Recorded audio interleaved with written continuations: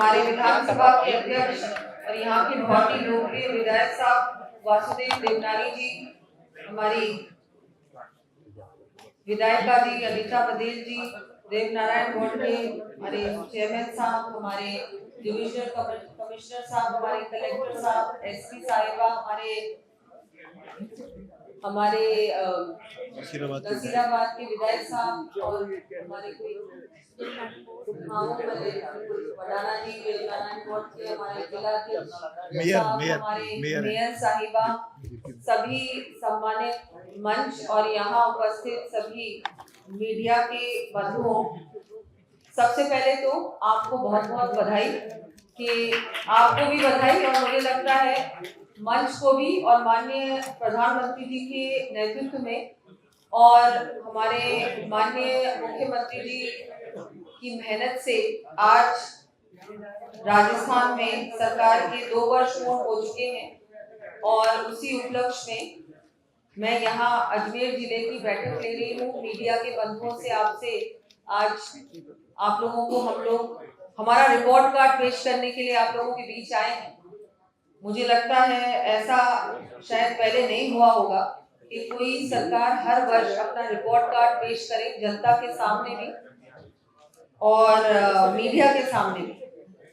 तो मैं आप सबको भी बधाई दूंगी और मुझे लगता है कि बहुत मेहनत की है, जिस तरह से माननीय मुख्यमंत्री जी दिन रात एक करके मेहनत कर रहे हैं, काम कर रहे हैं और ना केवल घोषणाएं हैं लेकिन काम और घोषणाएं धरातल पर भी उतरी हैं। इतनी जल्दी हमारी इतनी सारी घोषणाएं, चाहे मैं बजट्स की बात करूं, चाहे मैं उसके अलावा भी जब भी हम लोगों ने कुछ कहा है तो उसको धरातल पर उतारा भी।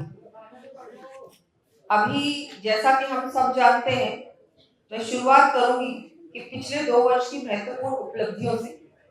हमारे राम जल सेतु लिंक परियोजना 26,000 करोड़ के कार्यादेश जारी हो चुके हैं। जल समझौता डीपीआर तैयार हो रही है।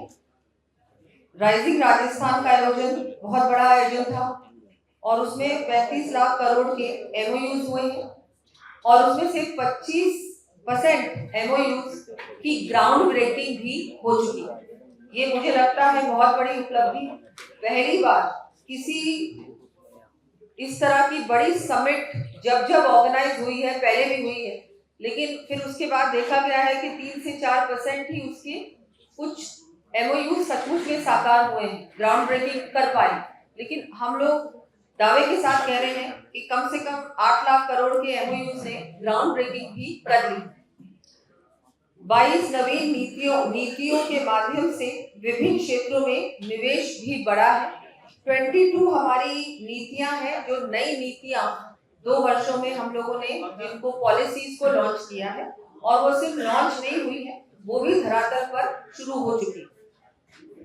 प्रवासी राजस्थान दिवस का आयोजन बहुत बड़ा आयोजन था। पहली बार राजस्थान में एक दिन है जो कि 10 दिसंबर है। वो हर वर्ष 10 दिसंबर को प्रवासी राजस्थान सम्मेलन होगा।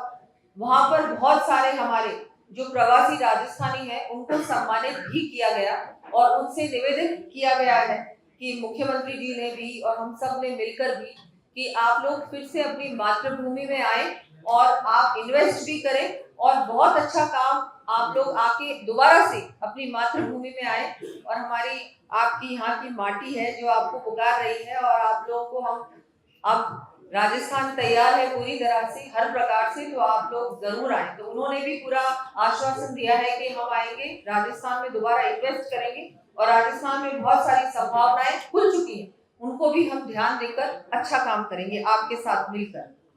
गत 2 साल में लगभग 90,000 नौकरियां दी गई और लगभग 1.5 लाख पदों पर भर्ती प्रक्रिया